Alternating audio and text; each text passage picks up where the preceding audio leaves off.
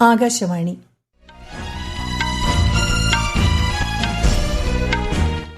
നമസ്കാരം. വാർത്തകൾ വായിക്കുന്നത് സുവർണ.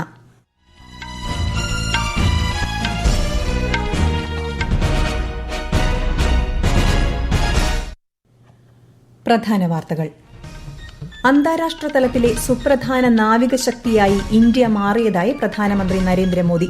നാവികസേനയുടെ 2 യുദ്ധക്കപ്പലുകളും INS വാഗ്ഷീർ അന്തർവാഹിനിയും പ്രധാനമന്ത്രി രാഷ്ട്രത്തിന് സമർപ്പിച്ചു. പ്രതിരോധ മേഖലയിൽ സ്വയം പര്യാപ്തത കൈവരിക്കുന്നതിനാണ് കേന്ദ്ര സർക്കാർ മുൻഗണന നൽകുന്നതെന്ന് രാജ്യരക്ഷാമന്ത്രി രാജ്നാഥ് സിംഗ്. ഇന്ന് 77ാമത് കരസേനാ ദിനം. ആശംസകൾ നേർന്ന് രാഷ്ട്രപതിയും പ്രധാനമന്ത്രിയും ഉൾപ്പെടെയുള്ള പ്രമുഖർ. ഡൽഹിയിൽ കനത്ത മൂടൽമഞ്ഞ് തുടരുന്ന സാഹചര്യത്തിൽ ഓറഞ്ച് ജാഗ്രത നൽകി കേന്ദ്ര കാലാവസ്ഥാ വകുപ്പ്. ഖോ-ഖോ ലോകകപ്പിൽ ഇന്ത്യൻ വനിതാ ടീം ഇന്ന് ഇറാനെ നേരിടും. വാർത്തകൾ വിശദമായി. അന്താരാഷ്ട്ര തലത്തിൽ സുപ്രധാന നാവികശക്തിയായി ഇന്ത്യ മാറിയതായി പ്രധാനമന്ത്രി നരേന്ദ്രമോദി. നാവികസേനയുടെ മുൻനിര യുദ്ധക്കപ്പലുകളായ INS സൂറത്ത്, INS നീലഗിരി, INS വാഗ്ഷീർ അന്തർവാഹിനി എന്നിവ മുംബൈയിൽ നടന്ന ചടങ്ങിൽ രാഷ്ട്രത്തിന് സമർപ്പിക്കുകയായിരുന്നു പ്രധാനമന്ത്രി. കപ്പൽ നിർമ്മാണ വ്യവസായ രംഗത്തെ രാജ്യത്തിന്റെ പുരോഗതി ആത്മനിർഭർ ഭാരത് എന്ന ലക്ഷ്യം കൈവരിക്കാൻ സഹായിക്കുമെന്നും അദ്ദേഹം പറഞ്ഞു. ഇന്ത്യൻ സമുദ്രമേഖലയിലെ ദ്രുത പ്രതികരണ ശേഷിയുള്ള സേനയായി ഇന്ത്യൻ നാവികസേന മാറിയതായും അദ്ദേഹം വ്യക്തമാക്കി. आज भारत की समुद्री विरासत, नेवी के गौरवशाली इतिहास और आत्मनिर्भर भारत अभियान के लिए भी बहुत बड़ा दिन है. ये पहली बार हो रहा है जब एक डिस्ट्रॉयर, एक फ्रिगेट और एक सबमरीन तीनों को एक साथ कमीशन किया जा रहा है. രാജ്യസുരക്ഷാ സംവിധാനങ്ങൾ മെച്ചപ്പെടുത്തുന്നതിനും പ്രതിരോധ മേഖലയിൽ സ്വയം പര്യാപ്തത കൈവരിക്കുന്നതിനുമാണ് കേന്ദ്ര സർക്കാർ മുൻഗണന നൽകുന്നതെന്ന് രാജ്യരക്ഷാമന്ത്രി രാജ്നാഥ് സിംഗ് ചടങ്ങിൽ പറഞ്ഞു. ഇന്ത്യൻ മഹാസമുദ്ര മേഖല രാജ്യത്തിന് നയതന്ത്രപരമായും സാമ്പത്തികമായും ഏറെ പ്രാധാന്യമുള്ളതാണെന്നും അദ്ദേഹം വ്യക്തമാക്കി.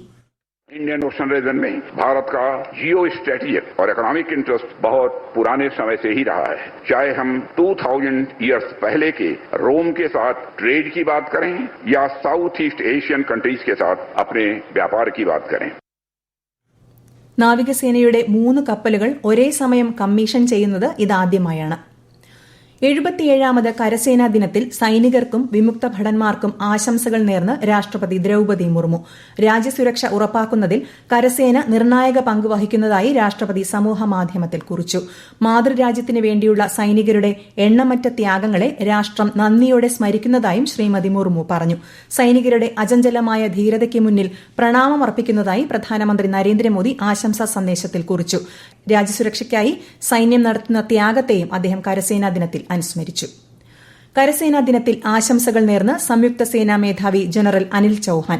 സൈന്യത്തിന്റെ അചഞ്ചലമായ അർപ്പണബോധവും ധൈര്യവും കർമ്മശേഷിയുമാണ് ഈ ദിനത്തിൽ ആഘോഷിക്കപ്പെടുന്നതെന്ന് അദ്ദേഹം ആശംസാ സന്ദേശത്തിൽ പറഞ്ഞു. സാങ്കേതികമായി സജ്ജമാകുന്നതോടൊപ്പം പ്രതിസന്ധികളെ നേരിടാൻ ഇന്ത്യൻ സേന തുടർച്ചയായി നവീകരിക്കപ്പെടുകയാണെന്നും അദ്ദേഹം വ്യക്തമാക്കി.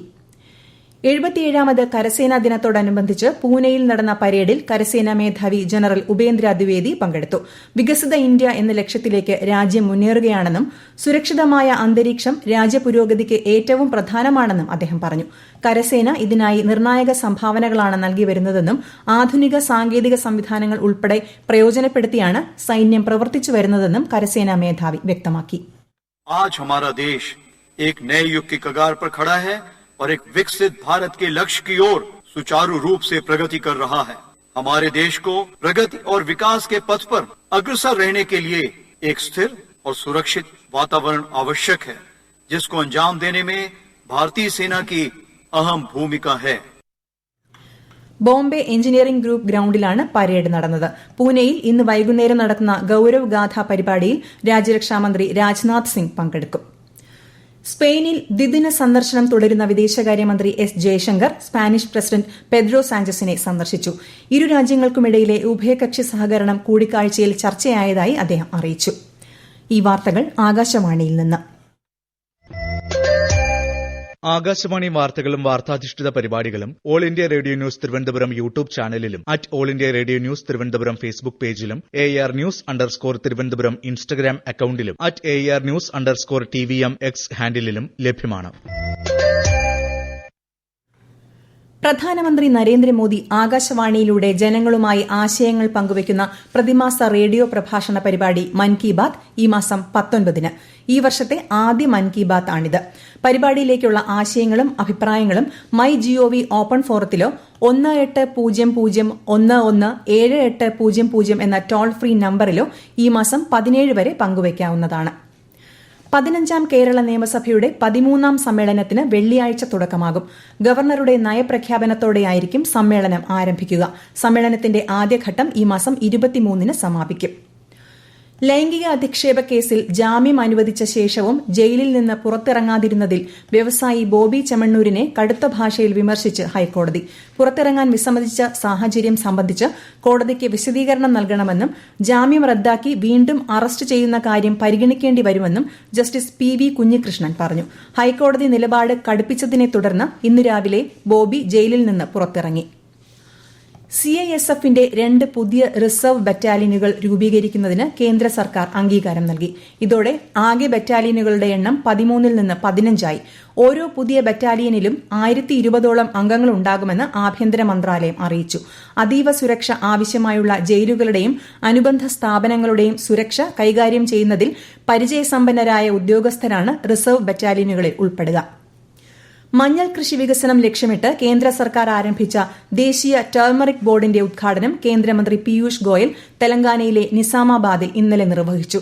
മഞ്ഞളിന്റെ ഉൽപാദനക്ഷമത മെച്ചപ്പെടുത്തുക, മികച്ച ഇനം മഞ്ഞൾ വികസിപ്പിക്കുക, കയറ്റുമതി സാധ്യത വർദ്ധിപ്പിക്കുക തുടങ്ങിയവയാണ് ടർമറിക് ബോർഡിന്റെ പ്രവർത്തന ലക്ഷ്യങ്ങൾ. ഡൽഹിയിൽ കനത്ത മൂടൽമഞ്ഞ് തുടരുന്ന സാഹചര്യത്തിൽ കേന്ദ്ര കാലാവസ്ഥാ വകുപ്പ് ഓറഞ്ച് ജാഗ്രത നൽകി. ദൂരക്കാഴ്ചാ പരിധി 0-ലേക്ക് താഴ്ന്നത് വ്യോമഗതാഗതത്തിനടക്കം തടസ്സം സൃഷ്ടിച്ചിരിക്കുകയാണ്. ഡൽഹി, പഞ്ചാബ്, ഹരിയാന, പടിഞ്ഞാറൻ UP തുടങ്ങിയ പ്രദേശങ്ങളിൽ ഇടിമിന്നലോട് കൂടിയ മഴയ്ക്ക് സാധ്യതയുണ്ടെന്നാണ് കാലാവസ്ഥാ മുന്നറിയിപ്പ്. ഉത്തരാഖണ്ഡിലും ഹിമാചൽ പ്രദേശിലും മഞ്ഞുവീഴ്ചയ്ക്കും സാധ്യതയുണ്ട്. മഹാരാഷ്ട്രയിലും രാജ്യത്തിന്റെ മധ്യമേഖലയിലും കാലാവസ്ഥ 2 മുതൽ 3 ഡിഗ്രി സെൽഷ്യസ് വരെ വരും ദിവസങ്ങളിൽ ഉയരുമെന്നാണ് കാലാവസ്ഥാ വകുപ്പിന്റെ പ്രവചനം. കനത്ത മൂടൽമഞ്ഞ് റെയിൽ ഗതാഗതത്തെയും സാരമായി ബാധിച്ചു. Gorakhdham express, Sampark Kranti express, Ayodhya express തുടങ്ങി ഡൽഹി കേന്ദ്രീകരിച്ച് സർവീസ് നടത്തുന്ന 26ഓളം ട്രെയിനുകൾ 4 മണിക്കൂറോളം വൈകി ഓടുന്നതായി റെയിൽവേ അറിയിച്ചു. യാത്ര പുറപ്പെടും മുൻപ് ട്രെയിനുകളുടെ തത്സമയ വിവരം കൃത്യമായി പരിശോധിക്കണമെന്നും റെയിൽവേ അഭ്യർത്ഥിച്ചു. ഖോ-ഖോ ലോകകപ്പിൽ ഇന്ത്യൻ വനിതാ ടീം ഇന്ന് ഇറാനെ നേരിടും. ഇന്ദിരാഗാന്ധി ഇൻഡോർ സ്റ്റേഡിയത്തിലാണ് മത്സരം. രാത്രി 8:15 നടക്കുന്ന മത്സരത്തിൽ ഇന്ത്യൻ പുരുഷ ടീം പെറുവിനെ നേരിടും. ISL ഫുട്ബോളിൽ ഇന്ന് മുഹമ്മദൻ SC ചെന്നൈയിൻ FCയെ നേരിടും. കൊൽക്കത്തയിൽ രാത്രി 7:30 മത്സരം. വനിതാ ഹോക്കി ഇന്ത്യ ലീഗിൽ ഇന്ന് Odisha warriors JSW Soorma hockey ക്ലബിനെ നേരിടും. ഇന്ത്യൻ സമയം വൈകുന്നേരം 6 മണിക്കാണ് മത്സരം. പുരുഷ ഹോക്കിയിൽ UP രുദ്രാസ് ഷാർജീറാർ ബംഗാൾ ടൈഗേഴ്സിനെ നേരിടും. റൂർക്കേലയിൽ രാത്രി 8 മണിക്കാണ് മത്സരം. വനിതാ ക്രിക്കറ്റിൽ ഇന്ത്യ-അയർലൻഡ് ഏകദിന പരമ്പരയിലെ അവസാന മത്സരം രാജ്കോട്ടിൽ പുരോഗമിക്കുന്നു. ടോസ് നേടിയ ഇന്ത്യ ബാറ്റിംഗ് തെരഞ്ഞെടുത്തു. ഒടുവിൽ വിവരം ലഭിക്കുമ്പോൾ ഇന്ത്യൻ വനിതകൾ 27 ഓവറിൽ 1 വിക്കറ്റ് നഷ്ടത്തിൽ 233 റൺസ് എടുത്തിട്ടുണ്ട്. 3 മത്സരങ്ങളുള്ള പരമ്പരയിൽ ഇന്ത്യ 2-0 മുന്നിലാണ്. കള്ളക്കടൽ പ്രതിഭാസത്തിന്റെ ഭാഗമായി കേരള, തമിഴ്നാട് തീരങ്ങളിൽ ഇന്ന് ഉയർന്ന തിരമാലയ്ക്കും കടലാക്രമണത്തിനും സാധ്യതയുണ്ടെന്ന് ദേശീയ സമുദ്രസ്ഥിതി പഠന ഗവേഷണ കേന്ദ്രം.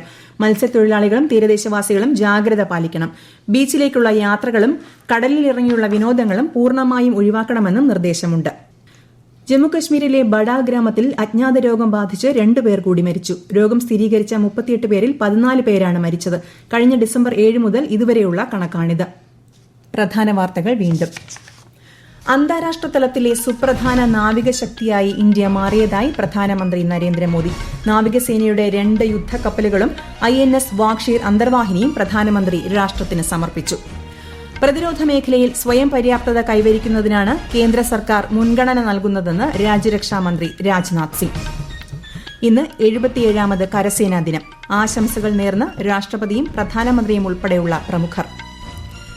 ഡൽഹിയിൽ കനത്ത മൂടൽമഞ്ഞ് തുടരുന്ന സാഹചര്യത്തിൽ ഓറഞ്ച് ജാഗ്രത നൽകി കേന്ദ്ര കാലാവസ്ഥാ വകുപ്പ്. ഖോ-ഖോ ലോകകപ്പിൽ ഇന്ത്യൻ വനിതാ ടീം ഇന്ന് ഇറാനെ നേരിടും. വാർത്തകൾ കഴിഞ്ഞു. അടുത്ത വാർത്താ പ്രക്ഷേപണം വൈകുന്നേരം 6:30.